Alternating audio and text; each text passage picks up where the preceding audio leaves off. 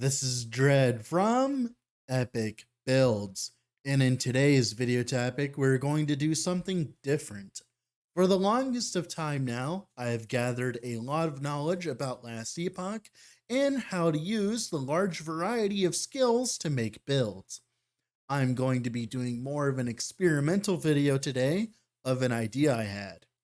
I'm going to just go over one skill and talk about every single synergy, every single meta setup, and just how interactions with a skill work in this video.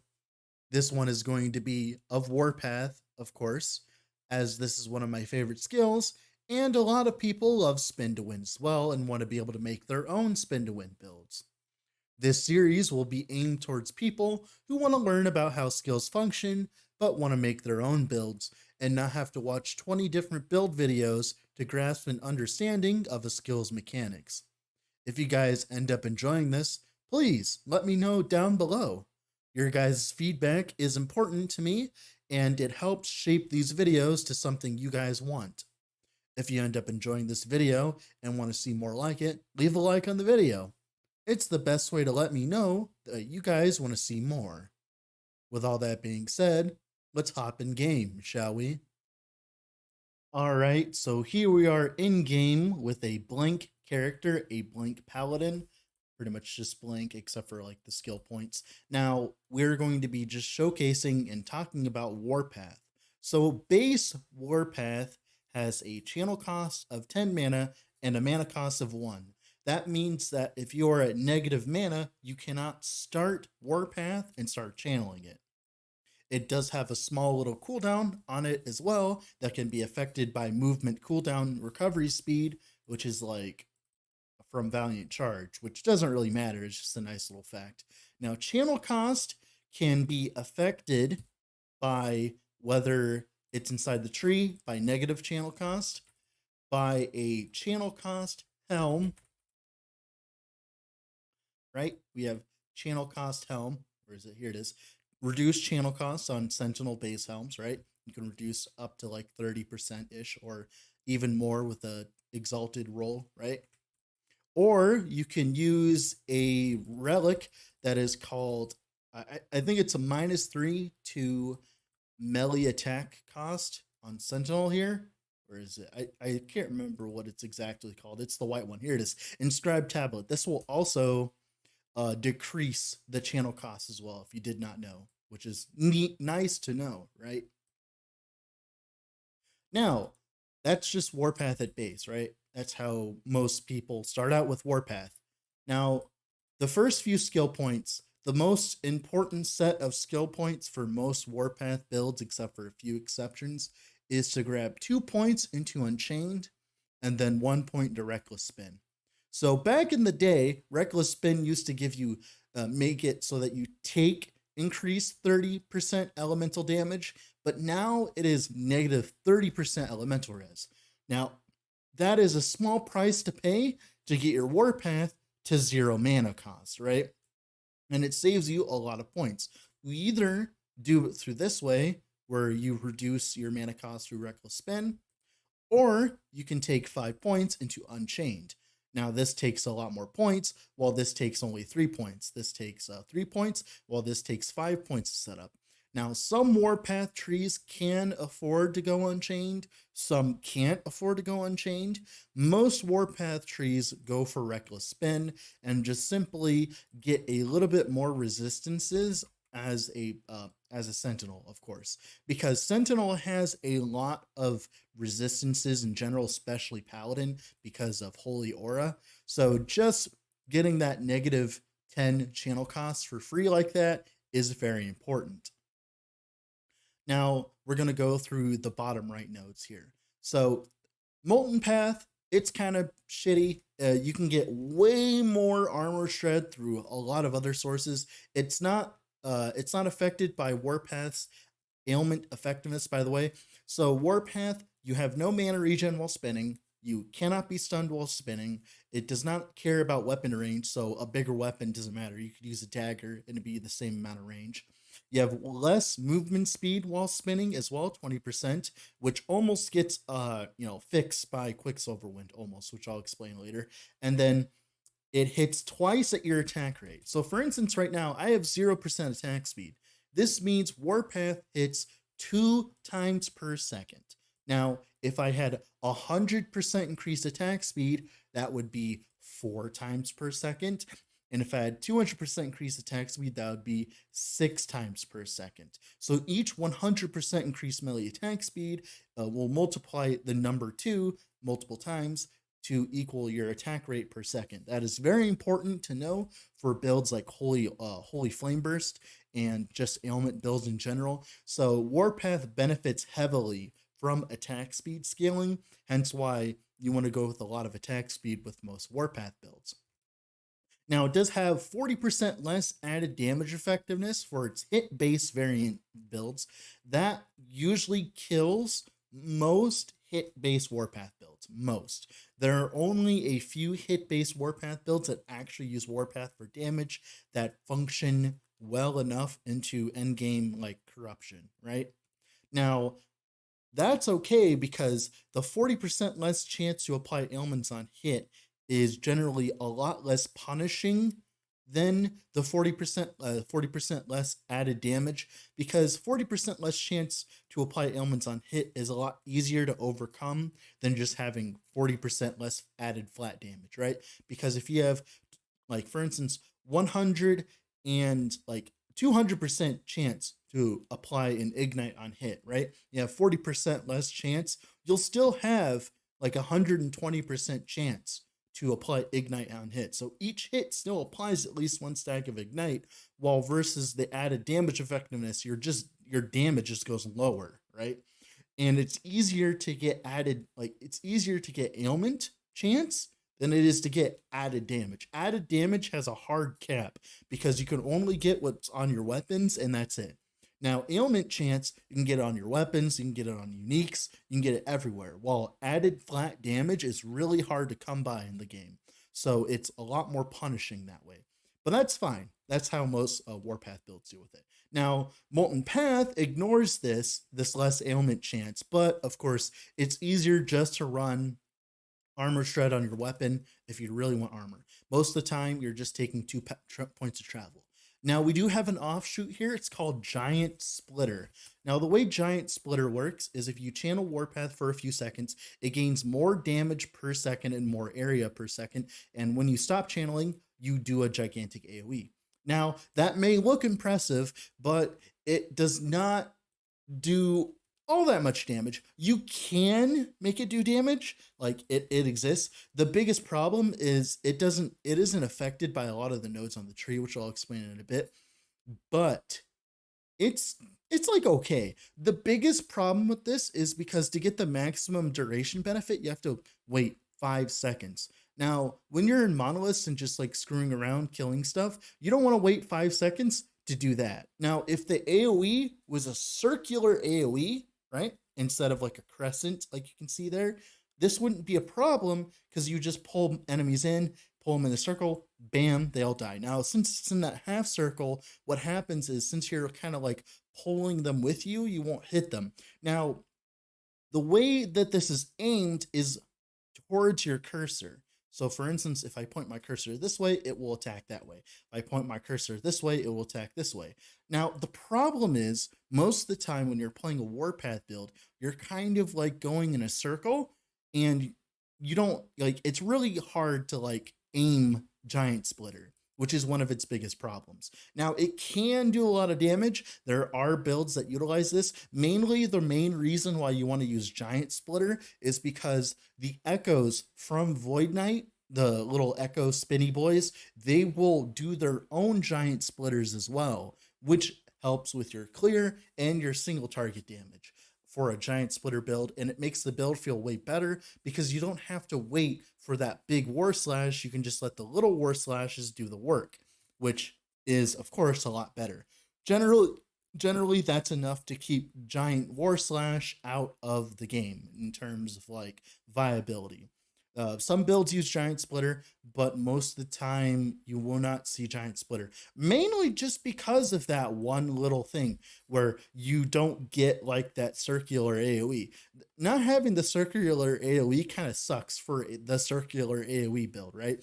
It's kind of funny that it only hits in an arc in front of you. I wish they would have just made it so it just hits kind of like Sweep from Path of Exile and just hits you in a circle. And it would just be so much better. So much better. Now, we have Wave the Executioner. It makes it so your Warpath deals more melee damage to enemies at low health. Generally, this node is absolute garbage.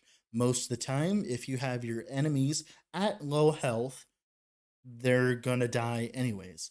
Now, obviously, it is cheeky, it is fun to use, but most of the time, low health is 35% health, and that's not very far from most coal in the tree. So we have 10% coal in finality, right? And we also have 15% coal inside a lunge. So half of this benefit is already gone because if you're running like the coal on lunge. So it's very hard to justify a node like this because it doesn't affect the top half, it only affects the bottom half. If it was like half health, like half, like 50%, this node would be a lot better. But the amount of damage you get does not justify going through all these points of travel to grab Wave the Executioner. Now, Wave the Executioner, of course, is just points of travel to Forge Master Stance. Now, Forge Master Stance is a very good archetype for Warpath. It allows you to play minions as a Warpath build. It allows you to play Forge Strike like minions without feeling garbage, mainly. So you channel for a few seconds and you summon a Forged Weapon. Now, this Forged Weapon, of course, deserves its own video on its own, right? But mainly it just copies your main attack weapon stats and then of course, benefits off of minion stats. Now, there will be a whole video dedicated to Forge Strike, so I won't get into that now, but trust me, Minion Forge Guard is one of the top picks currently, at least for a fresh start for Warpath, as it is so insanely strong. I have a few more builds coming up, I believe, with this mechanic as well, so stay tuned for that, a few other archetypes. But generally, this kind of archetype, you want to be a Forge Guard because you get access to the extra max forged weapons with folded steel and stuff like that. You also get access to Forge Strike as the mastery bonus, which affects your Forge minions. Where is it? Right here. So you generally want to be a Forge Guard. There are a few other reasons not to be Forge Guard for this, but most of the time, if you're dealing damage with minions, you want to be Forge Guard. So definitely a node you can build around and you can have a lot of fun with. You can go ignite minions, ignite bleed minions. You can even go like shenaniganry with like poison minions if you really care to, right? With like Plague Bearer staff because they'll inherit the poison chance. There's a lot of different things you could go with this, and it is very strong. Just moving Forge because it allows you to play minions while also spinning, which you get the DR from Argentis, you get the DR while moving, you don't get stunned. There's a lot of reasons why this archetype is very strong currently. Also Void Cleave as well, which is probably going to get see a nerf eventually because of Manifest Armor builds. Now that we're done with this side, we're going to go up to the Void area. So Void Spiral, it's cool. You get a bunch of melee Void Flat. Doesn't really matter though. Like generally in these kind of trees, especially to make up for the 40% less added damage, you want to be going for as many more damage modifiers as possible. So you just want to like, travel. Now, I'm not entirely sure if this is affected by the added damage effectiveness. I'm going to assume not because it doesn't mention it, and it's also doubled while wielding a two-hander, but these nodes are generally what I would call very poor in terms of point investment. Now, Echo Knight allows you to echo your warpaths. Now, you just channel your warpaths for a little bit, move back and forth or in a circle, and you will summon copies of your warpath that attack for 2 seconds. Now, this is shit for clear because what happens is when you're moving through a monolith, they'll spawn all the way over there, and those are mobs you've already killed. And of course, if you stop channeling, you lose the benefit instantly, right? Like you won't be able to make more. So it's really kind of annoying for monolith clear. It's only really good for single target or for an arena where you can kind of like just go in a circle and your enemies get caught in your echoes. Or like, monolith bosses like single target situations, or like the forges, like where the minions spawn around the forge. That's where this shines. But for just general monolith gameplay, it kind of sucks. But for arena stuff like that, it's okay. It's good. It does a lot of damage. There's a lot of things that work with this, and it, like, of course, does a lot of damage. Just only works if you're a Void Knight, though. Then 1 point into Apocalypse Whirl. Apocalypse Whirl makes it so Warpath has a chance to inflict Time Rot, an ailment that deals void damage over time. This takes your bleed and ignite chance and turns it into Time Rot chance. Now, this is important for later. Because we have Maw of the Deep. Maw of the Deep gives you hit damage per Time Rot. This used to just give you 150% more damage if the enemy was Time Rotted, but now it's per Time Rot, and you can get up to 12. So this node can get up to a large amount of more damage, and if you have a decent amount of bleed and ignite on your tree, or on your weapons, which is very easy to get, it is very easy to cap out on Maw of the Deep, especially thanks to Echo Knight with having the extra echoes, right, on single target. So definitely one of the staples of Void Knight Warpath, and definitely one of the main reasons why even stuff like Fire Warpath with melee fire damage versus ignited, physical Warpath, any kind of melee Warpath that is doing damage with flat damage, with the hit damage, definitely wants to go for Maw of the Deep if they have enough points. So it is one of the best nodes inside Warpath and is amazing. Now, Abyssal Tempest. While spending, you cast Abyssal Echoes every 5 seconds. This consumes Abyssal Echoes mana cost. This has problems. You spend 5 seconds channeling, and then you summon Abyssal Echoes. The biggest problem with this is there's no forgiveness. So for instance, if I stop channeling, it doesn't, like, it restarts the counter, right, for 5 seconds. So I really do not like this. I don't like this at all. I don't really like this at all. Like, either turn it to 3 seconds so it's synonymous with a lot of other ways of Warpath, mainly its interaction with Dark Nexus, because you want to use Dark Nexus to get mana back because you're consuming Abyssal Echo's mana cost. Or you can make it so that it's a hit-based system, kind of like Flameburst, or if you hit enough times on an enemy or something, you can proc an Abyssal Echoes. Of course, add like a 0.1 second cooldown or whatever you need to do to make it work, right? There are ways you can make this node work. Currently, it is just not worth using, in my opinion, because it's better just to self-cast your Abyssal Echoes and just get all the self-cast buffs, and be able to, like, aim it, be able to use it when you want it. Because the biggest problem with it being every 5 seconds, not only is there no indication on the bar of when it pops, like, for instance, I have no idea when it's going to pop. Like, obviously, I could count 5 seconds in my head to, like, do it, but generally, this node is regarded as pretty bad. There are better ways of utilizing Abyssal Echoes, and this is definitely not the way. Now, if we're going to move over here, we have Iron Reach, increased area. Every Warpath build almost every Warpath build benefits from increased area. There's not really much to say. You can get a lot of increased area on idols. Warpath increased area idols exist. So these nodes generally lose a little bit of, what do you call it, luster because of that, because you can have 1 point travel and you're fine. Generally, people don't put in extra points in Iron Reach, mainly because you could just put on an idol and get a whole point, right? So generally, these points aren't worth it. Now we have Juggernaut Stance. So Juggernaut Stance used to be its own skill that was removed, and it was added back in Warpath as Juggernaut Stance. Now you get a bunch of block chance and block effectiveness. This has a lot of myriad different uses. This is good for, like, any kind of build that doesn't use Warpath for damage and you don't need the points and you are already running block. Now this could be like a Paladin Flameburst build. This could be like Warpath Ignite Paladin. This could be Minion Warpath Paladin if you're not running Void Cleave for some reason.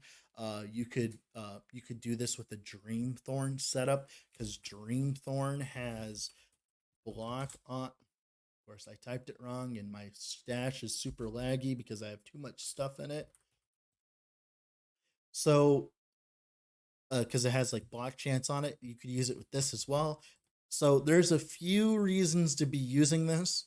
Now, this node, the existence of this node, almost merits going block as a dual wield paladin, because if you are dual wielding but you have this block chance, this pretty much replaces your shield, quote unquote. Like, now it doesn't necessarily, it's not necessarily worth the points most of the time, but if you have the spare points and you're dual wielding as a paladin with like Flameburst and you have the extra points for some reason, you could actually build up to like 60% chance to block while spinning, which is respectable for a Warpath build, right? And especially while you're spinning, because it's just another layer of defense. Then, of course, 5 points of Whirling Steel. This is one of the main damage nodes in Warpath. You just get a bunch of more damage with your Warpath. This applies to your ailments and applies to your hits, and it's doubled while you're dual wielding or with a two-handed weapon. So most hit damage Warpath builds are dual wielding or two-handed weapons. You don't want to really kind of like do anything else with hit damage Warpath because of this node. This node incentivizes you to do so. Now, the best node in Warpath, hands down, first and then second Maw of the Deep, of course, first, Cyclone of War. So this node works kind of like how the Rogue node works in its base tree. Well, it's a Blade Dancer tree where you get different benefits depending on what you're dual wielding. Now, this only cares about what you're wielding. So if you're wielding an axe and a sword, you get the global melee health and the global base crit. If you're wielding a mace and a scepter, you get the fizz pen and the fire pen. If you're wielding a sword and a scepter, you get the base crit and the fire pen. So dual wield Warpath is very strong because of this. Back in the day, dual wield Warpath used to be strong because this node used to double dip, and if you had an axe and a sword, you get 60% increased attack speed from it instead of 30%, which made getting to the 200% attack speed threshold to win Warpath feels really good, right? It made it quicker, but with the introduction of this node, it brought it back because it's insane to dual wield with this. So for instance, Flameburst Warpath uses a sword, which gives 10% base crit, which globally, so it's for your spells and for your attacks. So you can either do a crit build with Warpath, or you can do like a crit spell build with Flameburst or Smite or whatever else you want to do. And of course, Fire Pen is insanely strong because there's a lot of fire skills, i.e. like Flameburst and Smite, that can utilize this. And it's very, very, very, very strong. Now, Physical Pen with a mace is a cool idea. The biggest problem with this is you'd want to play something like Fizz Bleed, like you want to play Bleed Warpath. The biggest problem with this setup is the fact that maces cannot get global bleed chance on its suffix. They cannot get bleed chance on its suffix. So you get all this Physical Pen, but you can't use it with bleed. Now you can go crit with bleed. I've done Fizz Crit Warpath with dual wielding a sword and a mace, and it's okay. It's not the best thing ever, but the mace one isn't as strong. The fire pen one is pending nerfs, probably. Fire pen with a scepter. This is global. This affects your spells. And this is one of the reasons why Flame Burst is so strong. One of the reasons. There's a few other reasons. They could literally half it like they did with Physical Pen with a mace, and it'd be fine. In my opinion, the Physical Pen with a mace should be doubled, and the fire pen with the scepter should be halved, because Physical Pen with a mace is harder to utilize than Fire Pen with a staff. If Physical Pen with a mace was doubled, then maybe Bleed Warpath with this node would be useful. Who knows? Of course, the global base crit with the sword is absolutely insane. Allows you to do a lot of degenerate things with Warpath. And the global melee health leech with an axe buffs every single build that dual wields Warpath for damage, like Void Knight Warpath. It very famously uses an axe and a sword. So you just get all this global melee health leech, and it just applies to all of your melee damage, which you're doing as a Void Knight anyways. I'm kind of sad it's not global leech, but that would be overtly busted. So you take what you can get, right? Then we have 2 points in Battlemaster's Blade. You deal larger damage if you're wielding a two-handed weapon. Like I said, area is not really that important with Warpath these days, so it's generally not something you need. Of course, if you're doing a two-handed build and you need to hit everything on the screen for some reason, this is a good node for you. Then 5 points in Dark Nexus. This was added a while back, back in the day. You gain mana every 3 seconds per point, so you can get up to like 35 mana per second, 3 seconds. The biggest problem with this node, of course, much like the Abyssal Echoes node, is it has no forgiveness. So for instance, if I stop Warpath and for some reason I don't get my mana back, I only get my mana back if I hold down the channel. Oh, I have to be holding a two-handed weapon because I'm dumb. Yeah, there you go. As long as I'm holding a two-handed weapon and I'm channeling, I get the mana back. Now, this is supposed to be the way you support stuff like Void Cleave Warpath, Abyssal Echoes Warpath. Like, there's a few uses for this that, like, there's actually a lot of uses for this. The biggest problem with this node is there's no forgiveness. You wait 3 seconds, it's either 3 seconds or bust. And it just feels bad when you have to stop Warpathing for some reason and you just don't get your mana back. So it's useful. That just limits its usefulness because of that. Also, as well, it only counts while you're wielding a two-handed weapon and not when you're dual wielding or whatever, kind of like how this node works. But of course, dual wielding is already really strong on Warpath, so it doesn't really need it. So it's just one of those unique things that two-handed Warpath can do. Two-handed weapons are kind of in a very bad state right now, but once two-handed weapons have more viability, like, you know, the Vulcanist build used to be good, this node would be good for the Vulcanist build, but those don't exist right now. So pretty much, you know, Dark Nexus, whatever. It's cool though. It's cool. It's cool. One day this will be used. One day there will be a reason to use this. There are a few builds that use it right now, but not really. Then Quicksilver Wind. Warpath has 20% less movement speed while spinning, and as you can tell you get negative 20. So it's just a negative 20 multiplier. Now, if you get the Quicksilver Wind, this almost counteracts it. Now, the thing is, it's a 20% less. So for instance, if you have 100% movement speed, you'll get put to 80% movement speed. If you have 50% movement speed, you'll get put to 40% movement speed. So this node, the less movement speed is less and less impactful. The less movement speed you have, the more movement speed you have, the more impactful this is. Now, Quicksilver Wind kind of bridges the gap, and in some cases you actually get more movement speed while spinning, which is dependent on how much movement speed you have, but it quickly kind of, you know, becomes so and so. This pretty much negates the downside of the 20% in most situations. Now we have Warrior's Fury. Warrior's Fury is a node that gives you more damage per second and increased area per second, but it also adds a flat 20 mana cost per second. Now, as you can tell, my mana gets less and less and less and less and less, but then I run out of mana and I can't channel anymore. Now, there are a few ways to mitigate this. The most famous way to mitigate this, i.e. the version that I have done a few times on the channel, is to utilize Volatile Reversal. So Volatile Reversal, it puts you back in time 4 seconds with these two nodes to the point where you were 4 seconds ago in terms of mana and damage. Now, if you scale your mana and everything up and make sure that you last 4 seconds with Warpath and then you use Reversal, you're back on mana. And that's how most builds like this utilize this. Now, there's really no other way of like mitigating the mana cost. Like, sure, you could like generate mana with like Rive or whatever, but that just seems like a dumb idea. It's just like whatever. Now, channel cost helms with this setup definitely helps significantly. Like, significantly. Very, very strong channel costs. I'm trying to find one. 40, like for instance, 45% reduced channel cost, right?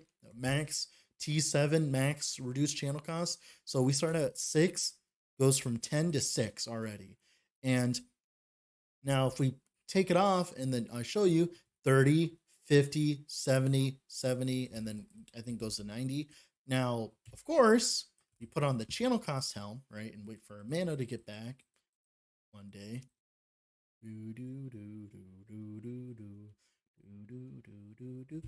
Okay, and we look again, 17, 28, 39, 50, 70, much more like manageable, right?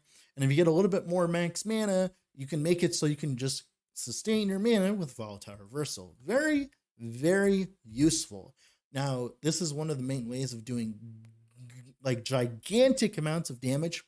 This node works with Giant Splitter. It will give your Giant Splitter more damage, and it will also give your echo. It will also create echoes for you with the Giant Splitter. I mean, it will make echoes too with that channel for a few seconds and increase in size. I'm not entirely sure exactly everything it gets, but I know it gets a part of Warrior's Fury. It increases in area, gets more damage, and it leads to a lot of big numbers if you've been paying attention to channel of late with the kind of ridiculous stuff I've been doing. Now we go down here, Gorebringer. Literally, like, I'm going to be honest with you. Like, if this was supposed to make Bleed Warpath viable, definitely does not. This is like the weakest node, tied with Molten Path by far. 15% bleed duration isn't going to do anything for you. The bleed chance, 30%, isn't going to do anything for you. So these nodes are what I would like to call pathetic, sadly. I would love to see this node getting fixed and like updated and buffed in the future so that Bleed Warpath may live again. But currently, Bleed Warpath is in one of its most dire states it's ever been because there's no support in the tree, and the only Fizz pen, of course, is from this Mace node that doesn't really help you. And there's only one generic more damage modifier that's useful because you don't want to use Warrior's Fury. Giant Splitter doesn't really help you out, so it's like it's very bad for Fizz Bleed Warpath. So these nodes are kind of annoying. But then, of course, we have Earth Scorcher. This node is very, very, very, very, very, very, very strong because it allows you to convert your bleed chance into ignite chance. Most of the time, this isn't a good idea. But Warpath is one of the only skills in the entire game that has ignite effect or more damage with ignite in its tree. So we get ignite effect. So turning all this bleed into ignite chance actually benefits us. And this converts bleed chance from all sources. So for instance, if you have melee bleed chance on an X, it gets turned into ignite. Melee ignite chance, if you get global bleed chance, it gets turned into global ignite chance. And if you have spell bleed chance, it gets turned into spell ignite chance. Now, it does not turn your bleed effect into ignite effect. It doesn't turn your bleed duration into ignite duration. It only affects the chance to apply. And with the overkill of ignite chance that you can get on gear with legendary equipment, it allows Ignite Warpath to actually do damage. Still okay, it's like an okay build, but it's like not the best build ever. Obviously, it's still good. It's just not like, but it's still good, right? And it's nice to see Ignite being used outside of a few builds. Now, Path of Fire, absolutely worthless, not worth your time. It leaves one Ignite per second or one Time Rot per second. And not only is the AoE kind of meh, it's only one Ignite per second. Most Ignite Warpath builds can be applying like 20 to 30 Ignites per second or whatever.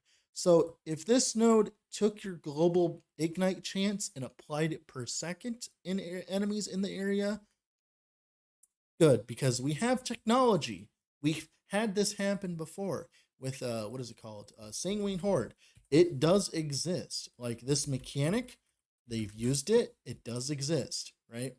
We can just have this, except it's just built into the node where it takes your ignite chance and gives it ignite stacks per second, and that would make this node go from absolute garbage tier to usable.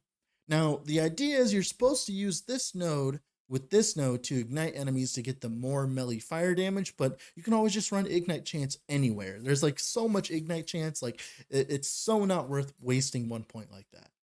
Although the aesthetics is really cool, which is why I'm kind of sad that the flame path doesn't do anything.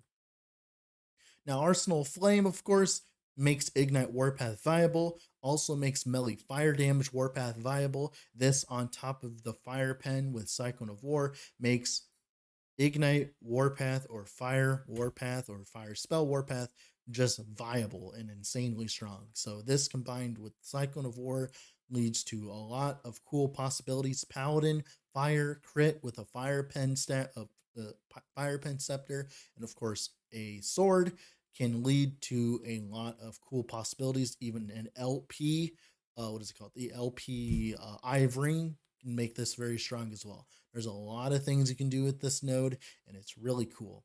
Sadly, the aesthetic of Earth Scorcher, where you get the Fire Warpath, is kind of negated because you need to go up to Echo Knight and Apocalypse World and go into Maw of the Deep so that you can get the more damage, because you want the more damage from Maw of the Deep on top of Arsenal Flame. So the problem is you have to get Ignite on an outside source to get the more damage, but that's not that big of a problem. It's sad that this stuff takes over this stuff and you get like a purple Ignite Warpath, but you know, whatever, I guess, right?